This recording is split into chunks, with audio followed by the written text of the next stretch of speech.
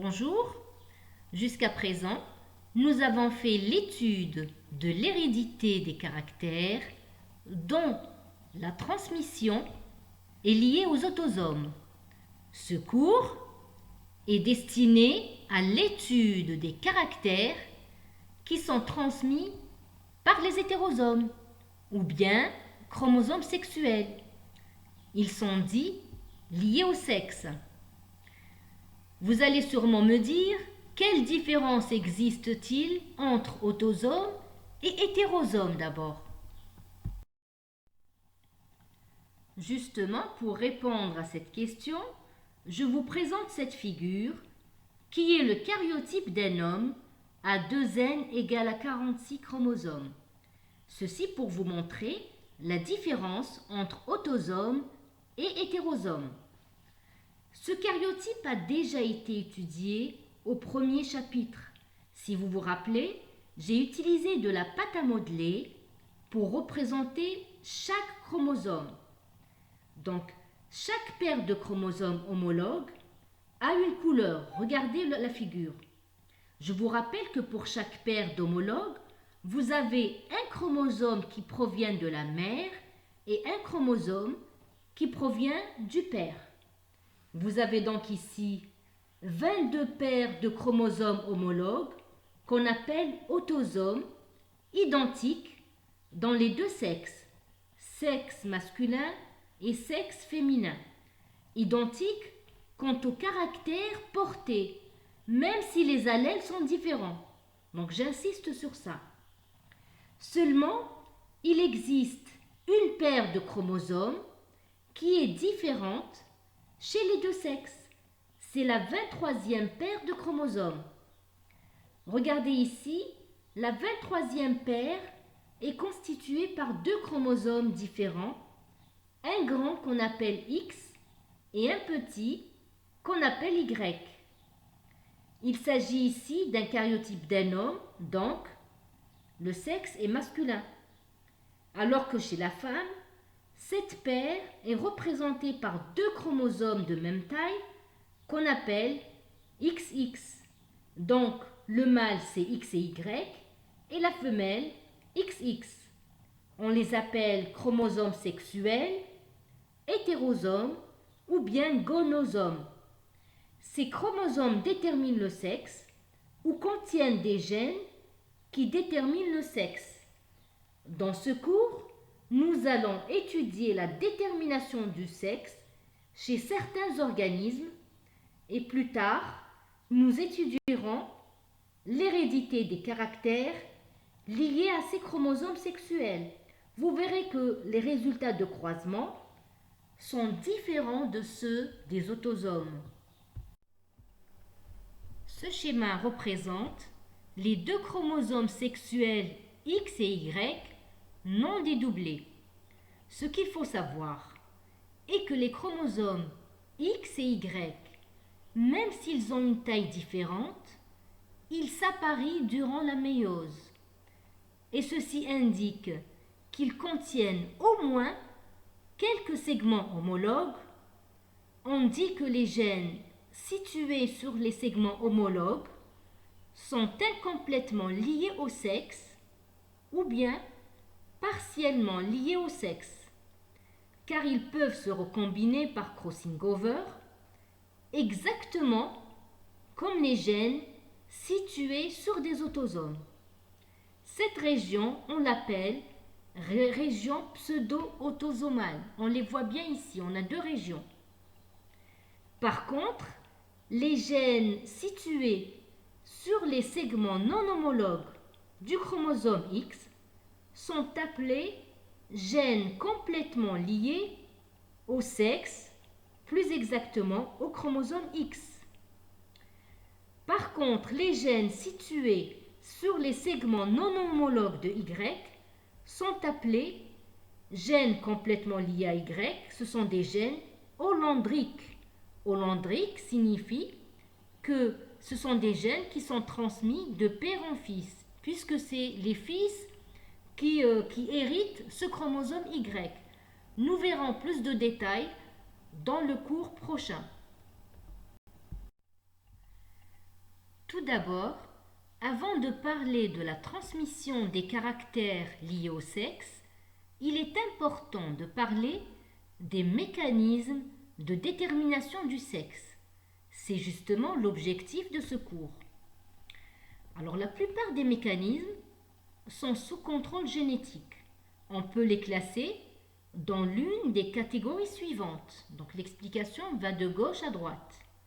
La première catégorie, lorsque le système de chromosomes sexuels détermine le sexe. Alors, on a lorsque le mâle est hétérogamétique et la femelle est homogamétique, ou bien lorsque le mâle est homogamétique et la femelle hétérogamétique.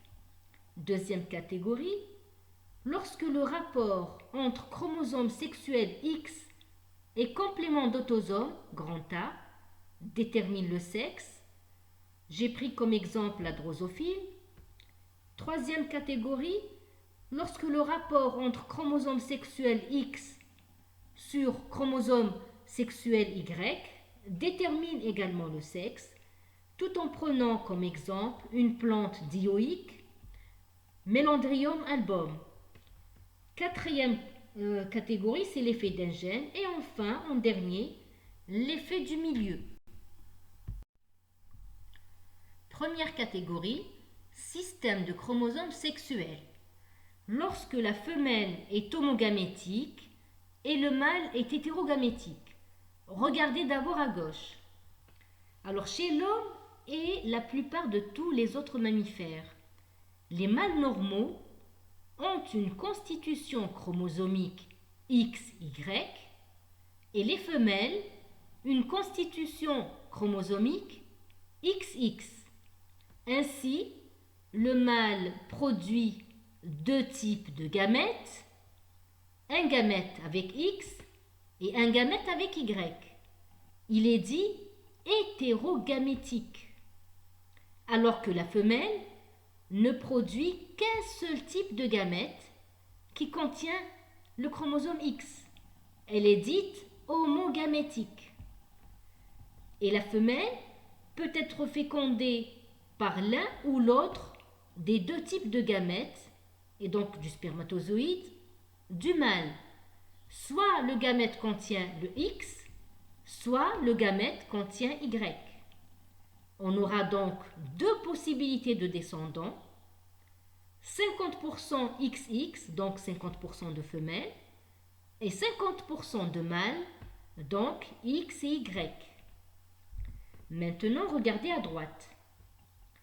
Chez certains insectes de l'ordre des hémiptères, comme exemple les punaises, ou bien de l'ordre des orthoptères, comme exemple vous avez les criquets, les sauterelles, etc., les mâles sont également hétérogamétiques, mais leur spermatozoïde ou bien contient X, ou bien sont totalement dépourvus de chromosomes sexuels. Ainsi, le chromosome X chez ces mâles n'a pas d'homologue. Il n'y a pas de chromosome Y. On écrira à ce moment-là X et O ou bien 0. Les femelles sont XX alors que les mâles sont XO. Ils ont un nombre impair de chromosomes. Les résultats des croisements donnent une descendance également composée de 50% de femelles XX et 50% de mâles XO. J'ai pris comme exemple l'être humain. Justement, en étudiant les aneuploïdes, on a pu tirer certaines conclusions sur la détermination du sexe chez l'homme. Regardez ce tableau.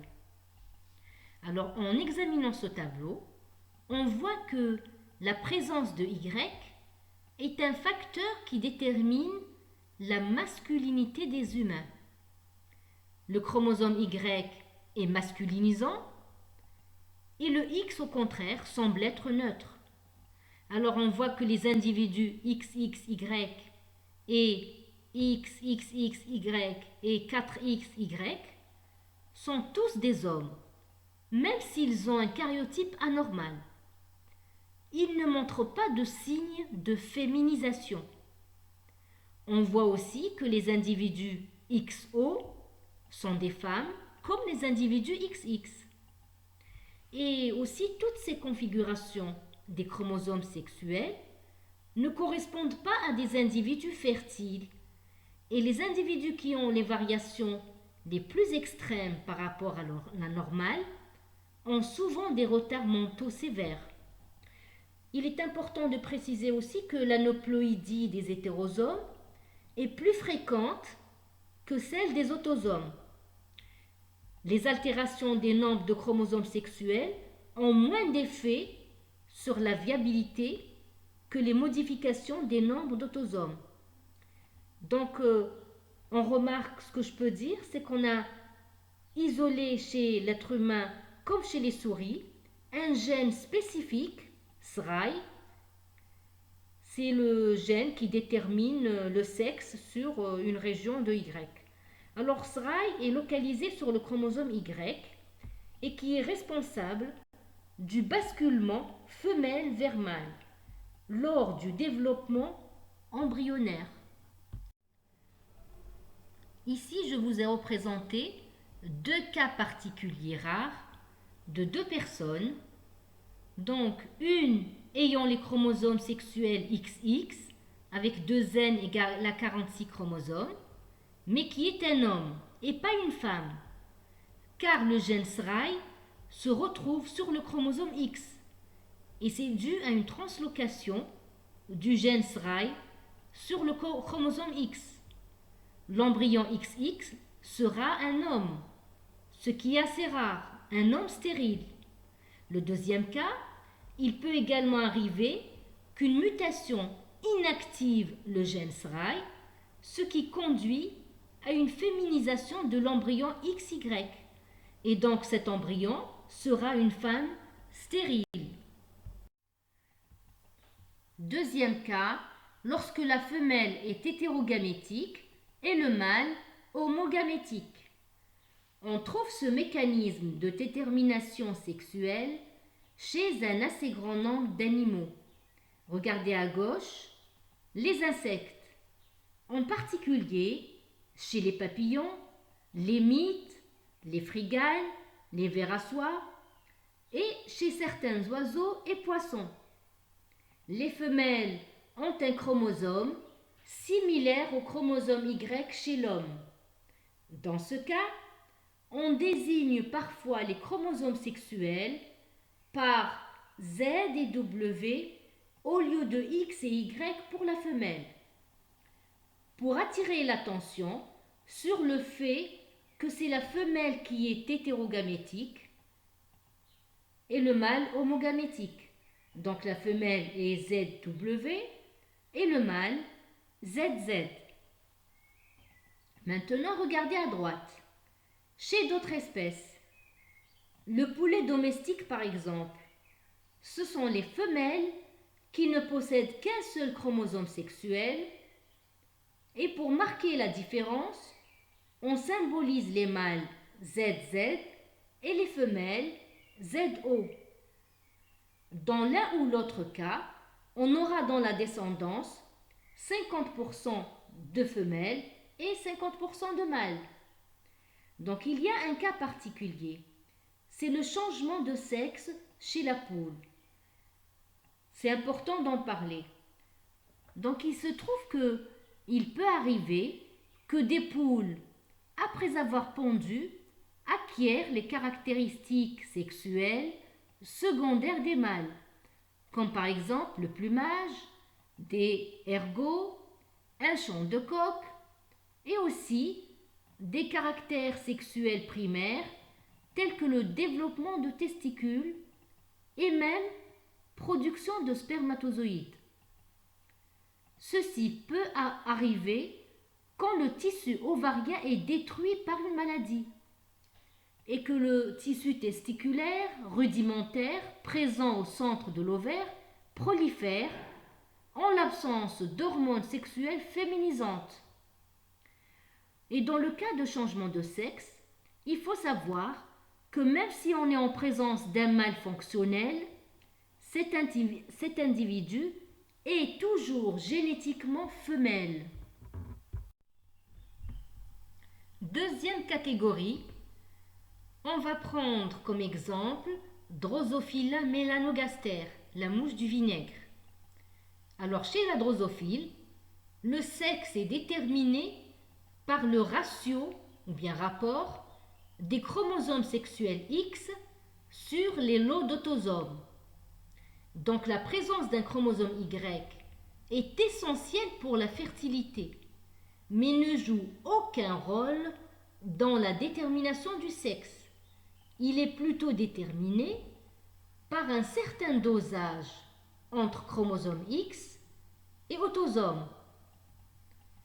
Grâce à certaines mutations, nous sommes arrivés à certaines conclusions. Regardez ce tableau.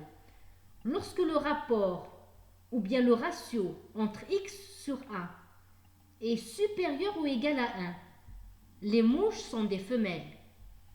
Lorsque le rapport est inférieur ou égal à 0,5, ce sont des mâles.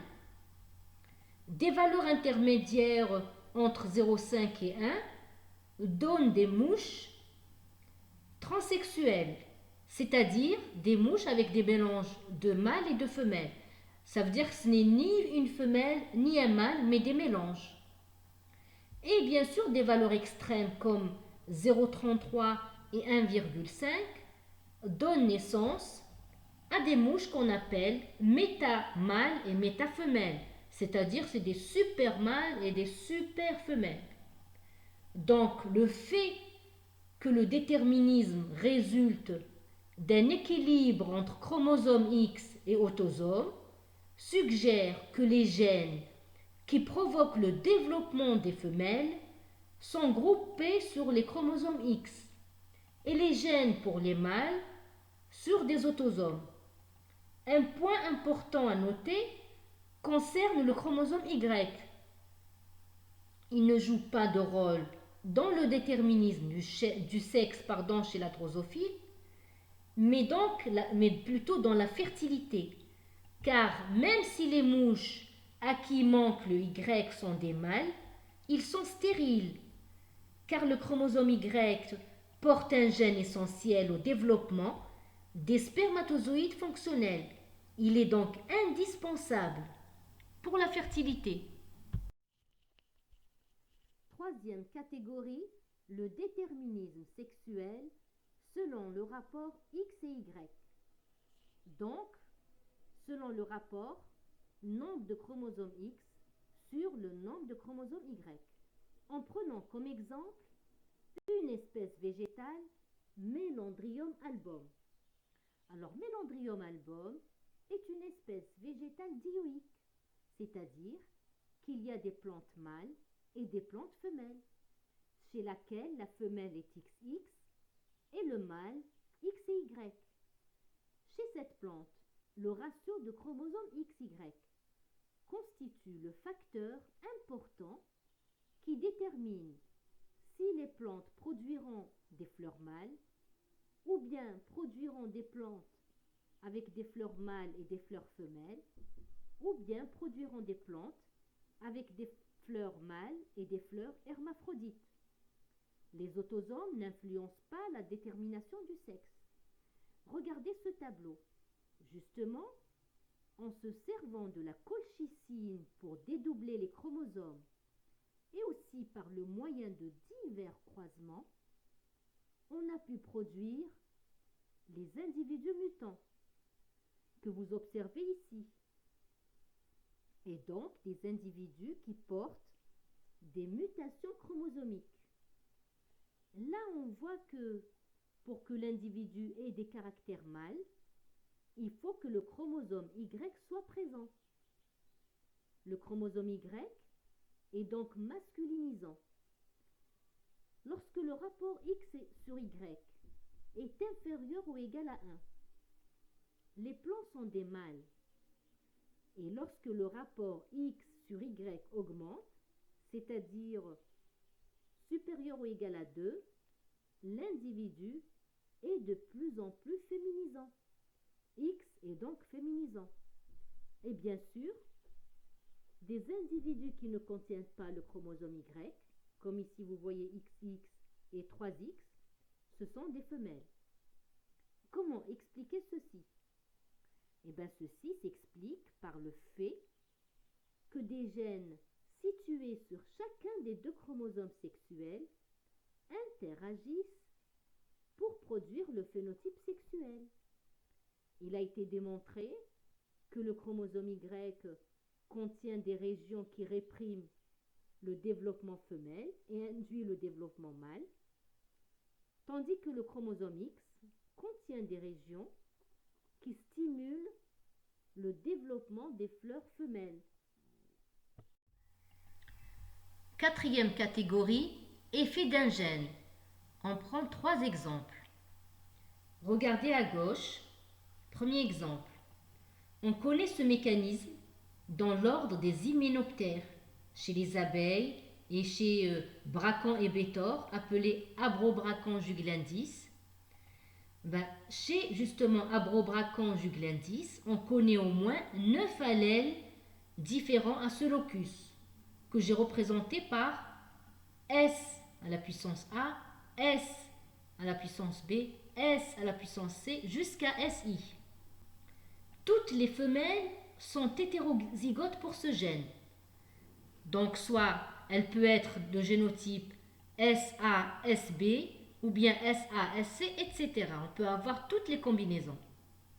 L'essentiel est que la femelle est hétérozygote pour ce gène. Tous les individus homozygotes pour n'importe lequel de ces allèles, c'est-à-dire SA-SA, SB-SB, etc., donnera un mâle diploïde, habituellement stérile. Les mâles haploïdes ne possèdent qu'un seul allèle. Donc en conclusion, si le gène est hétérozygote, l'insecte sera une femelle. Si le gène est homozygote, l'insecte sera un mâle. Et si l'œuf n'est pas fécondé, il est haploïde, ce sera un mâle. Deuxième exemple, regardez au milieu. Chez les micro-organismes tels que certaines algues et champignons, là j'ai donné comme exemple un champignon, c'est Neurospora, Neurospora crassa. Alors le type sexuel de Neurospora est sous le contrôle d'un seul couple d'allèles. Les individus haploïdes qui possèdent le même allèle ne peuvent pas fusionner pour donner un zygote. Donc la fusion n'intervient qu'entre des cellules haploïdes possédant à ce locus des allèles différents. Troisième exemple, à droite, chez l'asperge, Asparagus officinalis, qui est une plante dioïque, le sexe est déterminé par une paire d'allèles aussi.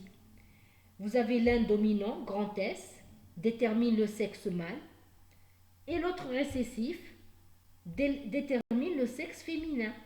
Donc le mâle aura 2 génotypes, grand S, petit s, grand S, grand S, et la femelle aura un génotype récessif pur, petit s, petit s. Dernière catégorie, l'effet du milieu sur la détermination du sexe. L'exemple le plus souvent cité concerne un ver marin nommé Bonellia viridis ou bien la bonellie verte.